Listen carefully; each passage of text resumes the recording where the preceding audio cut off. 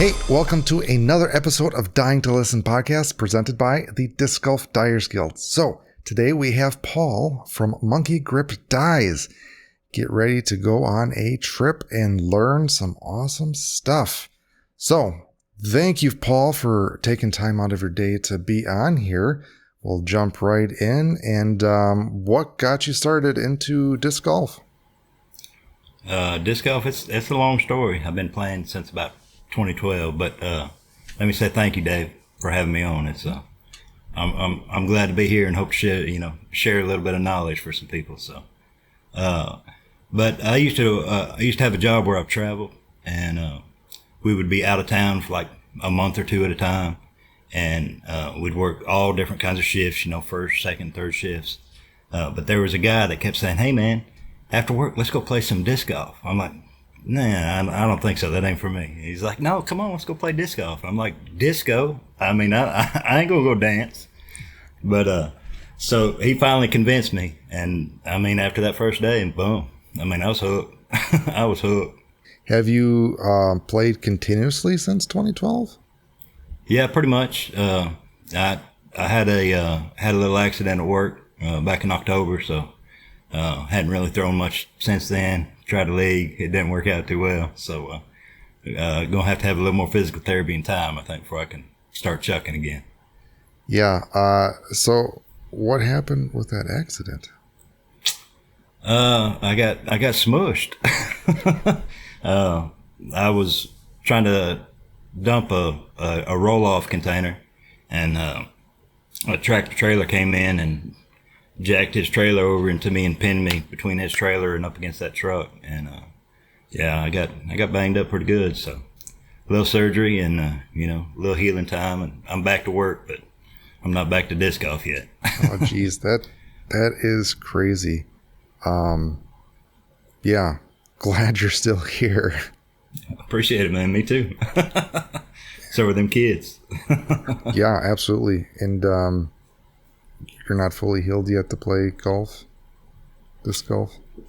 No, I can't make a grip. That's all I got. So I think with a little more time, physical therapy though, hopefully I'll get back to it. And that was learn left-handed or something. I was gonna say, well, it's not a bad thing to learn left-handed, but yeah, you're obviously right-hand dominant. Do you typically throw backhand or forehands? Backhand predominantly. I mean, except for upshots. Upshots is the only thing.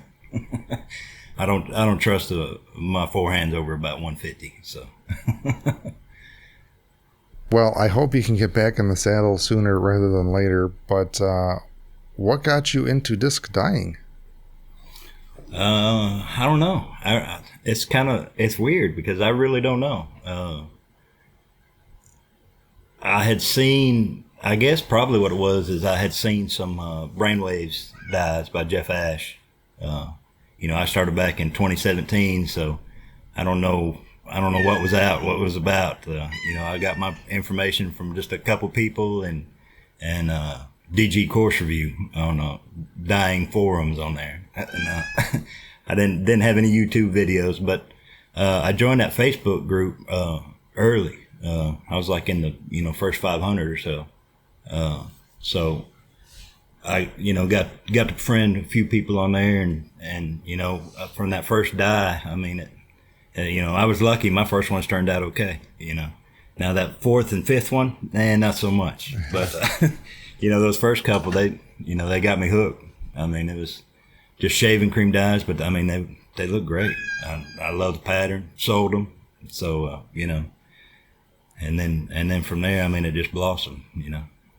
That's awesome. Kind of answered a few questions, like what was your first dye? And you said shaving cream, and you said it turned out. Yeah. Did you do like a mound, or how did you do that? A mound, yeah. I did a full mound. I used to do a lot of burst, shaving cream burst dyes. Like, I try to post most everything I do. If you go back through my Facebook or Instagram pages, at Monkey Grip Dyes, subscribe, follow, and like. Yes. But yeah, I did a lot of shaving cream just with full bursts, and then I kind of did some like Star Wars background with them in the cockpit, and then did like a half burst, and I was like, well, you can kind of, come up with some pretty cool stuff, create some, some good looking stuff. So, I mean, yeah, messed with it all. Played in every medium and, Yeah, every style. I was taking a look at your stuff today. I was like, boy, you basically did everything. Yeah, well, I've been doing it a while, so yeah, I had time. But where, I know you kind of mentioned it, but where did you get your information of how to dye discs when you first started? Like I said, DG Course Review. That was the very first thing I checked out. Mr. Butters on DG Course Review. Send a friend request. But no, I don't get on that much anymore. I think that's kind of outdated. But I did that, and then I got in that Dyers group on Facebook, and Laura Myers was one of the admins at the time. She was one of the ones that started it up, and I don't know, she used to take, little chickadees under her wing every once in a while and kind of tutor them along, So, I mean, she taught me a ton. I mean, a ton. But then, there's a few others. I talked to Tim Perkins, quite a few times. I think we started out kind of close at the same time, and T Diddy. I don't know. I don't think it was T Diddy then, but I found him on one of them DG course forums and chatted with him a little bit. So I had a lot of good upbringing, Yeah, you definitely got started in the dyeing and earlier in the game, and it's interesting and fascinating to hear like how people got their information back in the day. Because like nowadays the information is I think pretty readily available, and it's sick the amount of stuff that's on YouTube. I mean, yeah, it's crazy. I mean, shit, I watch all them videos now too. Yeah. I ain't afraid to learn a new trick from anybody. Yeah, so I have respect for people that started dyeing when there's literally no information and you're trying to pull hairs, trying to figure shit out. But people nowadays got it super easy. Yeah, it was a different game then. I remember yeah, right after the shaving cream dyes, I tried some hair dye, to try to get that brainwave technique that Jeff was getting back then. And, some of those, they didn't turn out so well. But you could just put a shaving cream dye over the top of them, cover them up. Beautiful. What dye did you use back in the day for like the shaving cream mounds? Well, I got some of the synthetic red is what I tried, but that stuff wasn't as good. I mean, it's still not as good. But I had some people send me some of the old original red, and that was the shit. I mean, it dyed good. Just about any medium you put it in, it was pretty solid. That and I dye poly. That's where I started. But I've graduated on up Pro Chem. I guess I've been using Pro Chem for about probably 3 or 4 years now. Nice. Do you still do the shaving cream bursts? I haven't done one in a long time. Like I said, I do those Star Wars ones every once in a while. Mm-hmm. You can see one in Johnny McRae's bag. I doubt he still bags it. That was years ago. But yeah, I did some of the, like, not the high mounds, but some of the flatter mounds, and did I do a warship. Like pretty much every warship I dye, I do it with a sea, an ocean, and some kind of background, and maybe night, and maybe day, and maybe bright, whatever. But when you put it on that flatbed and you had a little bit more water built in, you mix it up a little bit, it just created like a doled out burst effect, where it wasn't didn't shoot out quite as far, and got some pretty cool stuff out of that. So I may have to bring that back up. Yeah, I haven't done a shaving cream dye in a while. I was looking through some of your work. It was fun. Plus, I'm sorry. No, I was gonna say it was fun. Plus, I use barber sauce, so those discs smell great. This is true. I was going through some of your stuff, and I saw one disc where you had a stencil of the forest, and it looked like kind of I don't know if you did a shaving cream thing in the sky, but it looked like the sun was setting or an aurora borealis. I was like, that's pretty cool. Yeah, that would have been shaving cream. Yeah. A flat bed, not a mound. Mm-hmm. Yeah. Awesome. So you mentioned that your first and second discs were good, but the third and fourth weren't so good. Why was that? Yeah. I didn't know my color wheel. I got a lot of brown, and it wasn't pretty. So yeah, learned a lot from those first few mistakes right there. And so Lord put me on that color wheel, and I was like, you just changed my life. Do you have an artistic background at all? No, hell no. Would you consider yourself an artist? Yeah, for sure, man. I throw color now. I mean, that's what I do. I love it. I love playing in color. I think that's kind of why I do so many different mediums, because I don't like to just be squared into something. I like to branch out and see what I can do, and see if I can throw color and it not turn brown. So with you doing so many different styles, do you think you have a signature style? Well, I mean, from early on, I've been doing lollipop swirls. Back when I started doing them, I burned about 15 discs trying to learn how. But once I got it down, it was golden from then on.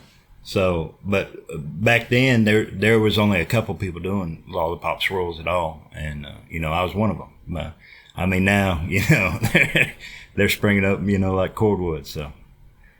Yeah, it's still pretty difficult to do in master, because I've tried. About and I that gave timing, up. Baby. It is. What is your favorite dye method to do? I mean, it depends on the mood, I started playing in Floetrol, I don't know, maybe 6 months ago, a year ago, somewhere in there. And I mean, Floetrol just, it's so versatile. There's so much you can do with it, I play around a little bit with, that sail stuff. There's one right there. But I mean, I'm more into just throwing the color around, trying to get some different effects and some different shading. I love the blending of the colors. So either that or, them lollipop swirls, I've been doing them a long time. They're quite meditative, Once you get in that flow, it's a good thing.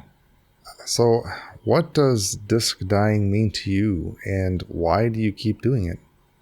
I keep doing it because it's fun. I like it. Man, as long as I like it, I'm going to keep doing it. I mean, playing in color's fun. And, like I said, I don't have an art background. I mean, I couldn't cut a straight line with a pair of scissors, if my life depended on it. But, this just, I don't know. It came to me. It works, So, I don't know. Where do you get your inspiration to dye some of these discs? I try to recreate a lot of my own, but in a different style. You know what I'm saying? I've been doing it a while, so I look through my old pictures all the time. I mean, I did some amazing stuff early on. I mean, I shouldn't have been dyeing that well, but now I know a whole lot more about dyeing and all the different mediums. And where else do you draw your inspiration from, or is it just whatever you feel like doing at the time? I mean, I like to go back through a lot of my old dyes. I've been doing it a while, so, I try to get that.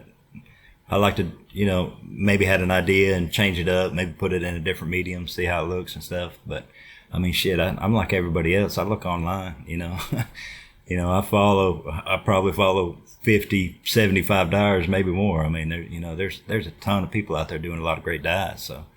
It may not be a total inspiration because, I'm still going to do it in my style. But, I may see a color combo or something that I like, or, just even an idea of a dye. I might change it up a little bit. So, yeah, I'm like everybody else. I'm on that phone, just searching, just looking. So where do you see yourself or taking yourself with your dye next? Like, is there something that you want to experiment or try with that you haven't yet, or anything else? Well, I think the one area I've struggled is glue beds. I mean, sometimes I'll get a glue bed that'll be popping, but most of the time they suck. And so, I don't know. I've reached out to a few people about trying to figure out where my struggles are on glue, because that's one of the few that I haven't really been able to progress on my own. So, I love some of the styles, some of the effects that you can get. the presentation of a glue bed is, unlike any other. So that would be one area that I'd really like to try to get a better hold on. Yeah. The glue bed. So I've only really done maybe 3 methods of dyeing. The first thing that I ever started out with was the shaving cream, which I feel like a lot of the dyers in the early beginning started out with that. Then I did lotion, but I never got good results with lotion. Then I went to the glue bed, and I feel like once I got to the glue bed, I kind of leveled up on the bed game. Yeah, if you can master it, it's a killer, man. I mean, it's just a lot. I've checked out your work. You do really great work. I mean, especially for a newbie, a COVID dyer.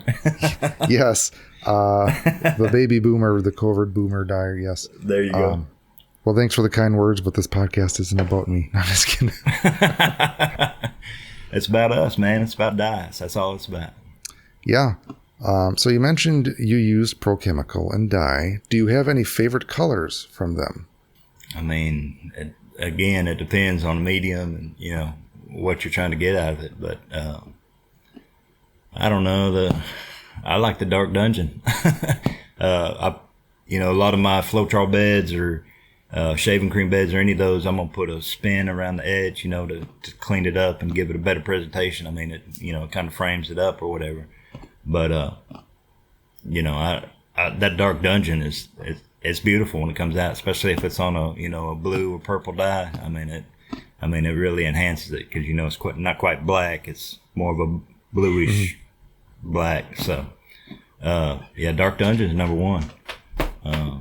But I mean, the rest of them, I mean, they make great colors. I mean, everything, like some colors in Floetrol are amazing, and then in acetone, they suck. So, there again, it just depends on the medium. That turquoise, though, in Floetrol, that's number 1. But you got to watch it. Make sure you wear gloves. That stuff will not come off your hands. So I feel like that you do everything. It's hard to narrow down on a specific method or topic to talk about. How about this? What's the hardest part of disc dyeing for you? Staying in it, I get a lot of commissions, and I have to cut the commissions off because, my work, I mean, I work 60 hours plus every week, and I drive an hour to and from work. So, I mean, that's the majority of my week right there. So,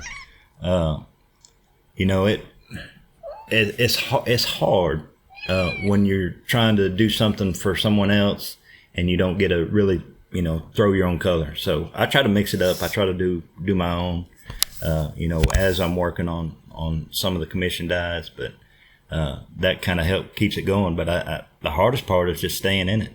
I've been doing it a long time. I've burned out once or twice, maybe not all the way, but there's a little flicker still in there, and it brought me back. So, I go through periods like when I was hurt from work, man, I was throwing color like crazy once I got off them pain pills. With doing all those commissions, once your hobby does become work, it's easy to lose that passion because it doesn't become fun anymore.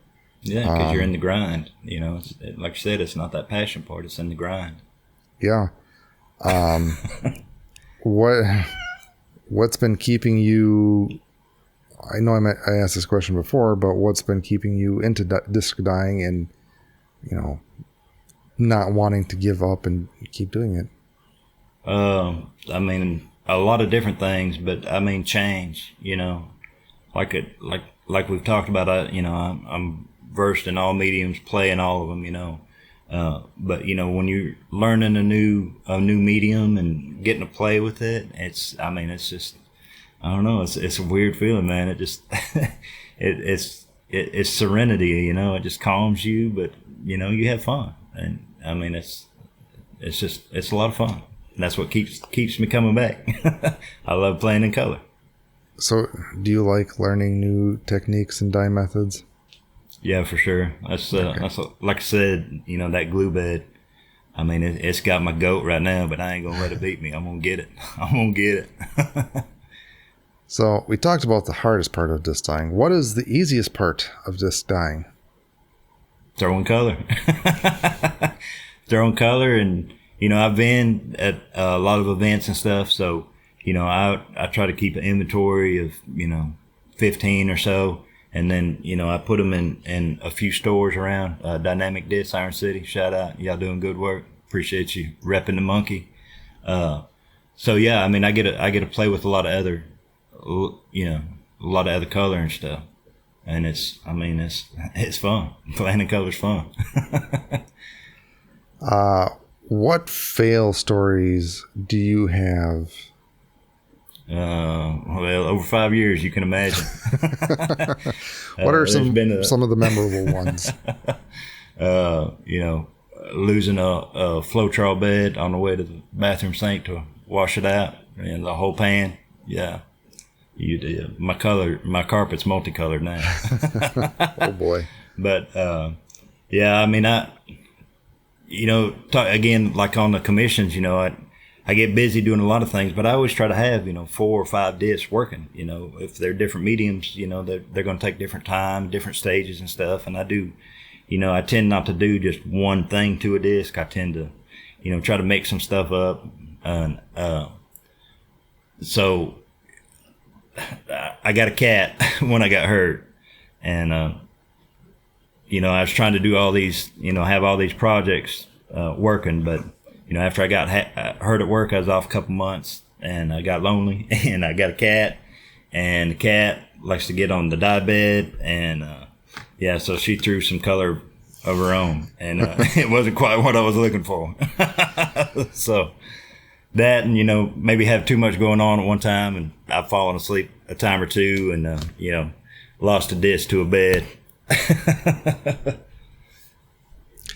I feel like you could start a new trend with cat dyes, where the cat does the dye. Look at this thing right here. Hang on. I mean, I had a beautiful thing started and going, and then blew right in the middle of Zeus's face. So, luckily, that was not a commission. Yeah, but yeah, cat dyes. It would sell. Yeah, I'm sure it would. Yeah. My ex-wife, we used to do tie dyes too, and we'd link them together, sell them, whatever. And she did some, the cat butt with a cat's tail up in the air walking. I mean, it was a big thing, a few years ago. But I mean, we shipped those things all over the United States. It was crazy. People into cats, whatever. Yeah. What discs do you like to dye? Like what plastics and/or brands? So yeah, on the plastics, I love a good luster. It doesn't matter, which one, just like throwing discs, every manufacturer makes some good discs to dye. You just got to know what you're looking for. So, luster just gives it, more of a shimmer and just a cool presentation, but, a lot of people come on here and they'll say K1, Castoplast, which, out of the bed, that's number one. That's the best shit ever. But that shit's going to fade on you quick. So, I'm careful with my Castoplast dyes. There's only certain mediums I use them on because they, other than glow, they are pretty fast to fade. But I never really dyed much ESP up until I don't know, maybe 2 months ago. I got a lot of ESP and got it in like just not white, dyers to light. I got it in some colors, and I mean it takes color like a white disc. I've never seen anything like it. So, I don't know about the fade factor on it. Kind of scares me a little bit when they're, when the dyes come out that pretty and it's not a white disc to start with and you're getting full color out of it. Yeah. Something ain't right. So yeah, but like I said, everybody makes good plastic, Lucid, I think, is probably my number one, other than, a glow will kind of mute a color, a little bit more than a white. So, that white just, makes it pop. Absolutely. That Lucid will hold it. It probably holds dye just as well as any disc out there. So, I think I know the answer to this question, but I'm going to ask it anyways. Do you use heat when you dye? Well, it depends on the medium, but yeah, for Yes. sure. That's exactly what I thought you were going to say. Yeah. I even heated up my acetone mixes for a while, on my spins. But I don't know if I may have got them a little too warm. I'm not sure, but they were easy to bleed out. I couldn't hold the lines with them like, when they were just room temperature or whatever. So, but yeah, flow trawl beds, glue beds. I got a couple heat lamps. I'll throw some heat on them. I got a heat gun. I'll do, some spreads on flow trawl beds with just a heat gun. You get a little bit different effect out of it than you would, say, a blow dryer or a compressor. I mean, I got all the toys and gadgets. So probably not good enough to have them all, but I love playing with them. So yeah, definitely use heat. Out of all those toys and gadgets, what is your most favorite accessory? Favorite? That's a tough one. I mean, I guess it'd have to be the record player, because I'm using it on almost every die. If it's not a lollipop spin or any other kind of spin, I'm still gonna frame up a flow trawl bed or a glue bed or anything like that. And a lot of times I might even put something on the underside, a little bonus spin, but that'll cost you an extra $5. There you go. And I do believe spin dies are the finishing touch, and like you said, framing it is a good term for that. Yeah, what record player do you have? I was gonna say, these are pieces of art. They deserve to be framed up. I've got an old Technique direct drive that I got probably a week into starting dying discs, and I've had it the whole time. And I got it for $5 at the Goodwill, and it's been a winner for sure. I did buy her replacement the other day. Found a pretty cheap direct drive on Amazon, so I went ahead and snagged that. But I haven't fired it up or tested her yet. So it's got my Technique record player. It's it's an old turntable you could use for mixing, and it's got that about a 10-inch pan on it where you can set the record on it. All them newer ones, they got that little hickey. I might need that spin jig rig you got designed up. Yes. I don't know if it would work for that one or not. Well, there's only one way to find out, and send me your address and I will send you one for free. Boom, done. You drive a hard bargain. I'm in. Damn, I'm a bad salesman. I'll trade you out a die for it. How about that? Whatever. Your time to be on here is my payment. So for your spin dyeing, what mixture do you have or use for the dye, and what do you use to apply the dye to the disc? I do acetone and alcohol.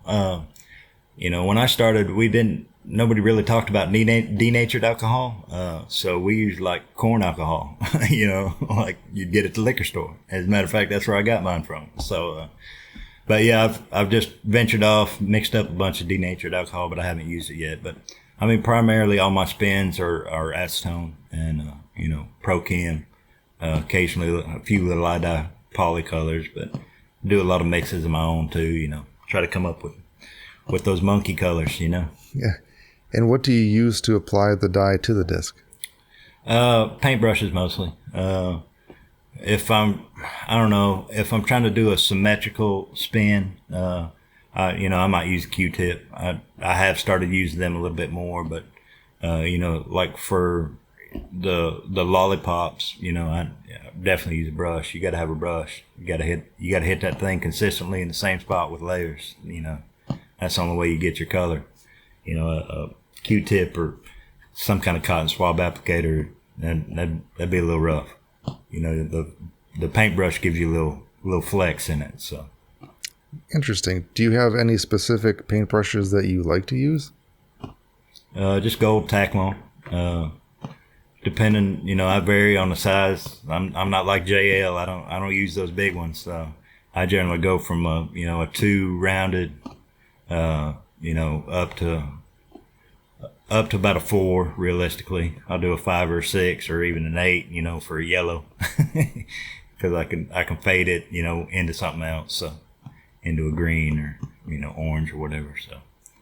Do you typically have your brushes pretty saturated with the dye, or do you kind of wring them out before you put it on? Yeah, I dip, dab, dab, dip, dab, dab, dab. You got to make sure you don't want to have excess. That's how you're going to get bleeds. That acetone, it'll bleed out, if you get too much on there. So, yeah, definitely dip it and wipe a little bit off to, that's why I say, like, on those lollipops or really even spin dyes, you got to get them layers on there, because, you're not trying to put all the color on at one time. You're trying to get it in layers. That's how you build that color and that color depth, so. For your lollipop spins, what is your method to get into that rhythm, to get online every time? Like when I first started out, I would use a count. Usually it was 1,000. That was it. But I don't know, over time, I don't count as much anymore. You can do a tight, real bright, vivid lollipop, or you can do one a little more loose, with a little color spray. So it depends, on, what kind of color you're trying to put down. I don't like to do, I don't like any dye to be the same. Everything look a little different. I maybe only be the one to see it, but you know what I'm saying. I'm getting the vibe that you don't like same stuff, and you are like everything to be different. Like you're the jack of all, master of none, but you are a master of a lot. Yeah, so 100. I don't know about that, but I mean, I can throw color pretty good. So yeah, but that's awesome that you tried and do all those different techniques. Because one, it's fun to learn, and two, it expands your horizons and seeing what works and what doesn't work, and even combining some different methods. Yeah, and I do a lot of that. I'll just mark off a circle, in the center of the disc, 6 inch or 7, whatever. Do some kind of bed in there, and then I might do a lollipop swing, a lollipop swirl around the outside. Like I did some pretty wicked dark side of the moon dyes with and I did all of them a little different, and but a lot of them I did have more of just the contrast with the dark, and then the brightness of the full rainbow, and then added a swirl around the edges and stuff. So I think I still got one at Par on Par Plastics. He's got a little dyers section on his webpage, so I think there's one still up there on that side. Shout out to B. Appreciate you, B. You doing good work. Awesome. So you said you've done a lot of commissions. Has there been any weird or notable commissions that you've done that you can talk about? Yeah. I guess I hadn't been dying too long, and I already had a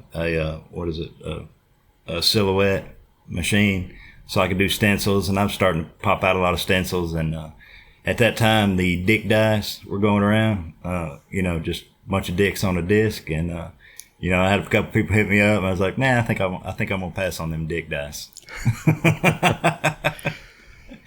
Yeah. I did one, and I can show you privately what I did. Cool.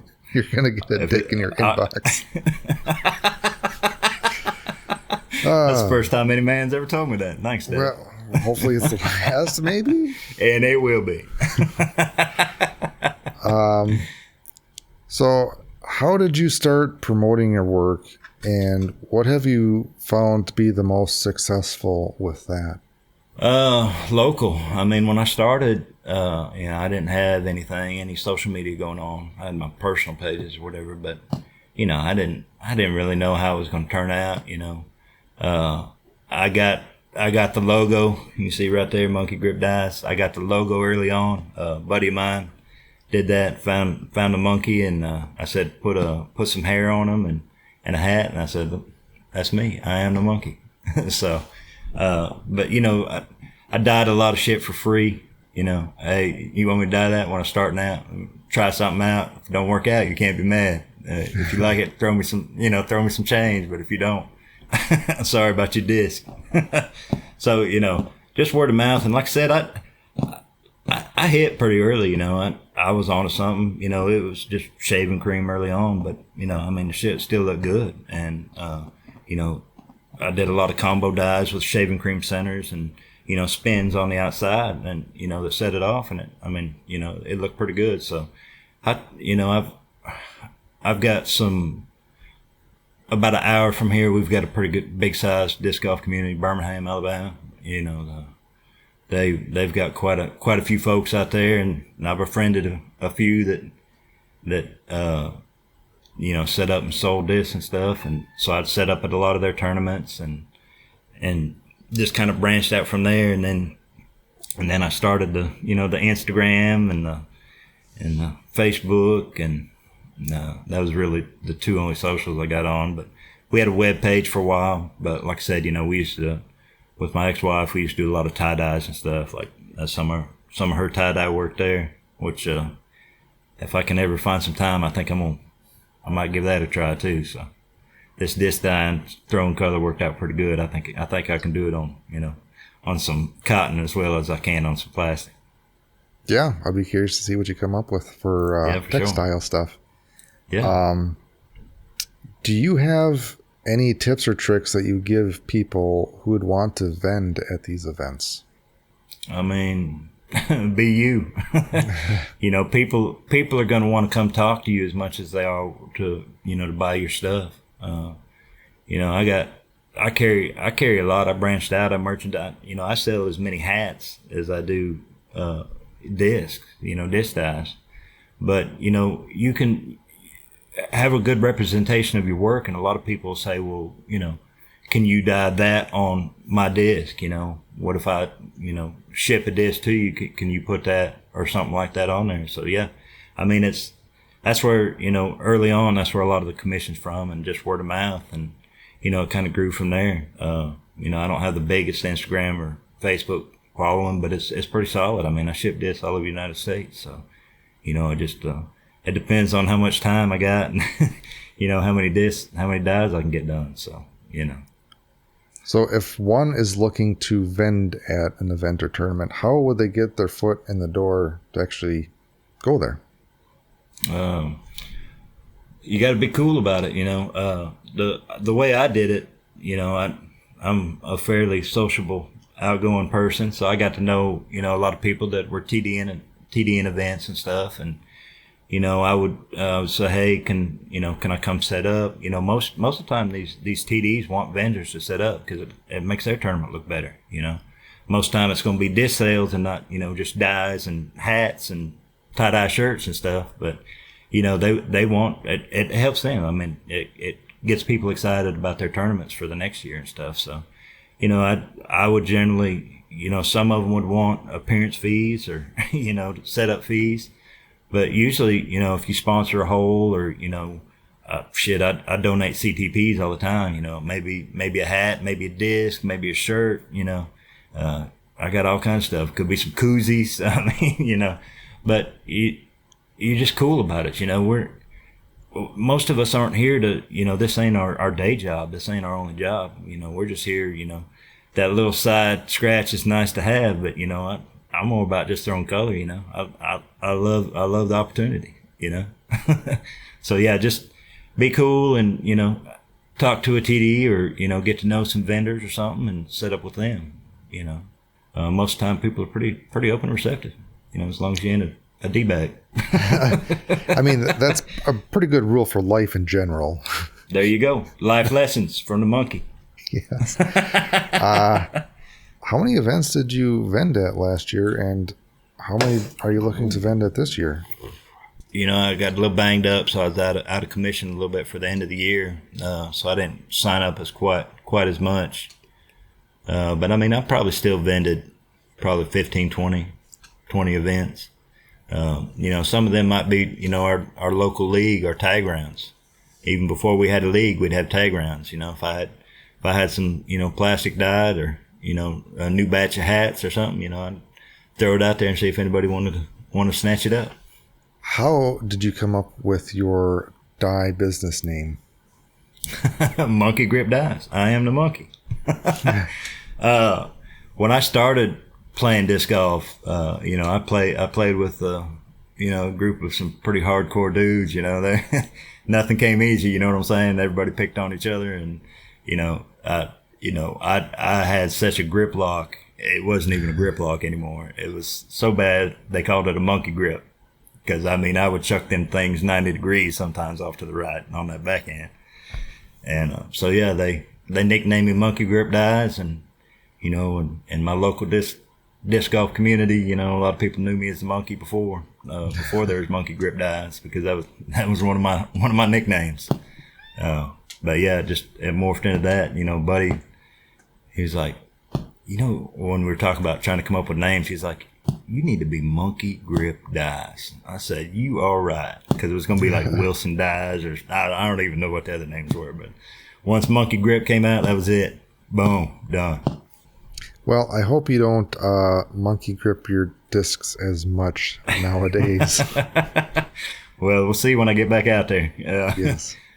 The few I've thrown, there's still a touch of monkey in me for sure. But with that grip, most of them are slipping now. Right on.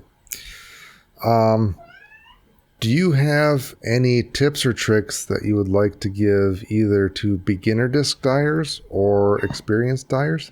To all of them. You got to love it to do it. If you don't love it, don't do it. I've forced myself, working on commission dyes or whatever, and turned out a product that I wasn't fully satisfied with, because I really wasn't loving the process, So you just got to love it. You got to love it to do it. Don't get caught up in it. We're just dyeing discs. That's all we're doing. So yeah, it's just pieces of plastic with color. There it is. Let me throw a little color in your bag. If you had to start disc dyeing over, is there anything that you do differently, knowing what you know now? Probably wouldn't do it. This hobby that was supposed to make me a little side scratch, it gets expensive. Just like when your friends, first introduce you to disc golf. Hey man, it's fun. It's free. You just got to get a couple discs. That's it. And shit, hundreds of discs later in that first 6 months, you're like, damn, I thought this shit was free, but it ain't. Same way with dyeing, like I said, I use a lot of different mediums, so I still have a lot of the same first jars of dye I bought over 5 years ago, So, but when you start using those certain colors pretty heavy, those are the ones that you do have to re-up on. And, that shit's gone up a lot since when I first started. It was a lot cheaper. Like I dye poly black. I don't know what the hell's going on with them. It's crazy. You can't find it for, under $6 for a damn 13 ounce or 13 gram. It's stupid. So yeah, you can spend a lot of money in it, but you can make a little too if you do it right. It's not necessarily the business to become a millionaire on. No, like you said, it's tough, man. Like you I said, respect the dudes like Limpa and Daddy Mac. They're making a push of it. There's other dyers out there too. You've had a couple on your podcast. There's several people that are doing this as their vocation. It's crazy. So maybe if I didn't work 60 plus hours a week, I could spend a little more time on it and make it my vocation. But the most expensive thing is time. True that. And that's another thing. When you're pricing your disc, don't devalue your time. A lot of artists do. You got to kind of sell where the market's at. You can't really go above what your market's willing to pay. And that varies from place to place. But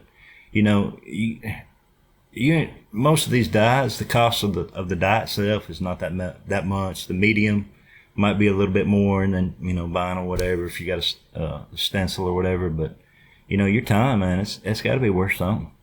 I still believe that a lot of the dyers underprice their discs a lot, and the margins are very, very small because again, people don't account for the time it takes to dye it, and everything True. else.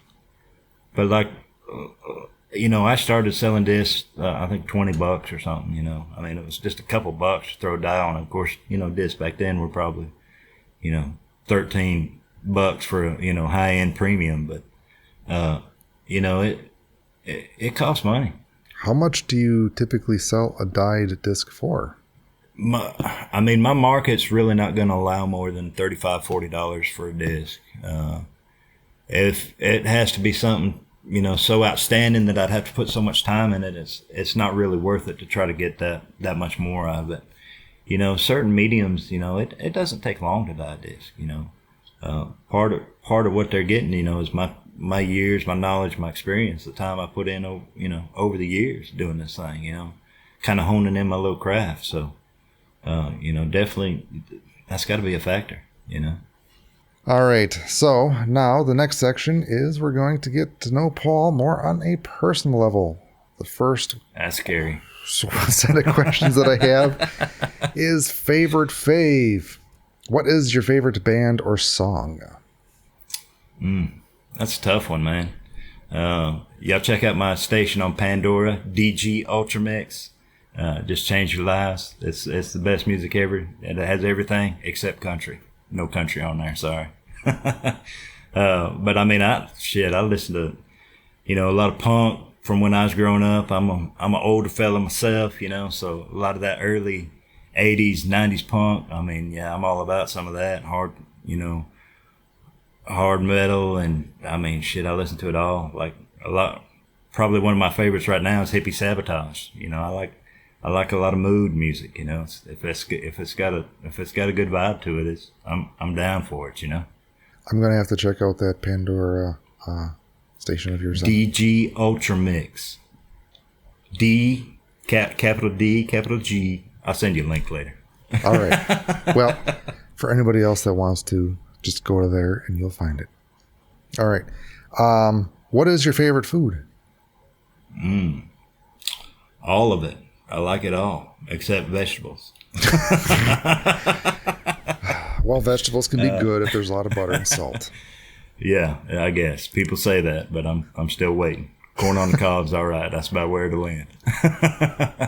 No, meat, man. Any kind of meat, shit. I mean, you can't beat a damn good cheeseburger. You got a cheeseburger with some decent bread, and you throw a little egg on there. Man, you got yourself something right there. Yeah, I agree with that. I love meat as well. And with the keto diet that I'm on, it's basically just meat and fat. Yeah. What is your favorite beverage?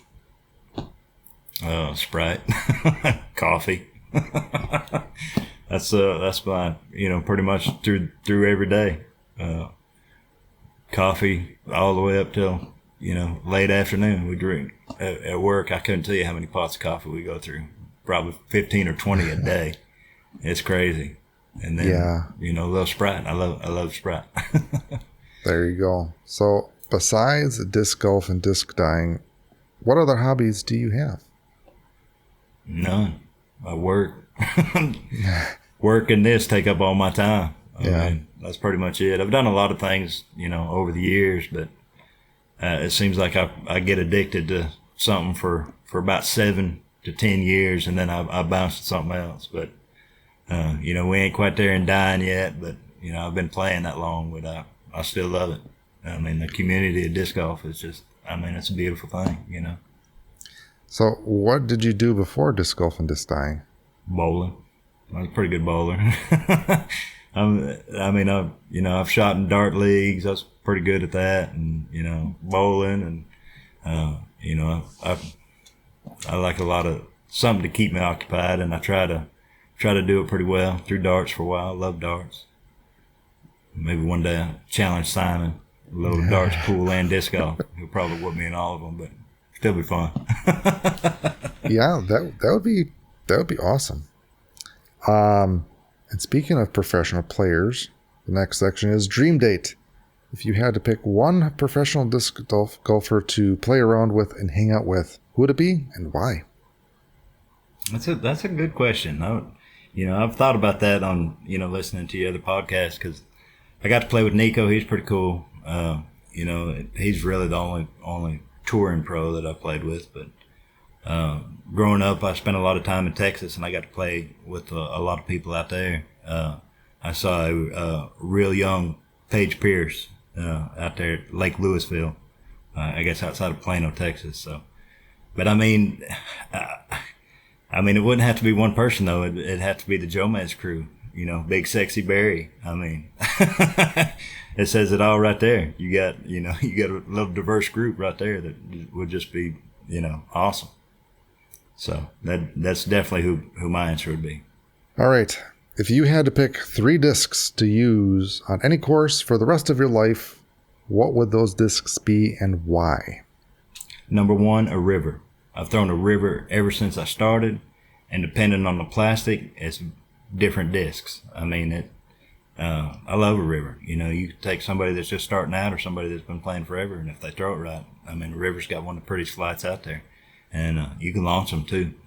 Not me, but maybe you or others. But so definitely river would have to be in the mix. The old Pro V Cobra. I've been playing a while. I throw some of that old stuff. But the V Cobra in that Pro plastic is one of the glidiest, straightest, just beautiful mid-ranges I've ever seen. And then putter, I don't know. I recently switched, I guess, to EV7 over the last couple of years. So still feeling them out. Really like that new Telos. But if I could only have one for the rest of my life, it'd probably have to be that EMAC Judge. It's that microbead on that thing changed it up quite a bit. It's a real good feeling putter. Interesting. So you like beaded putters? The Telos is not. And yeah.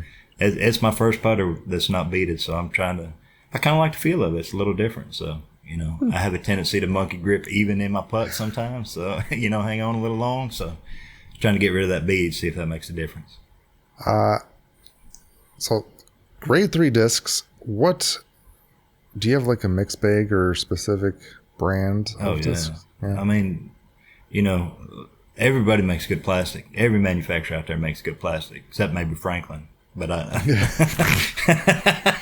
but I hear they're making a premium plastic now too. So yeah. But I mean, yeah, mixed bag is where it's at. I mean, if somebody ain't paying you, why are you throwing all their shit? Everybody makes good plastic. Go find you some. No. Find out what fits you. That's what I've tried to do over the years. I agree. Except I feel like I'm a hypocrite because I only throw MVP/Axiom. But before that, Gyronauts. Yes. Hey, I liked them before they were cool.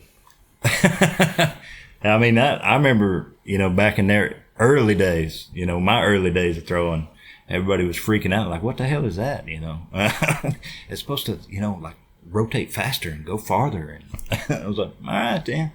But I mean, it, felt through like any other plastic when I threw it. So, like I said, everybody makes good plastic.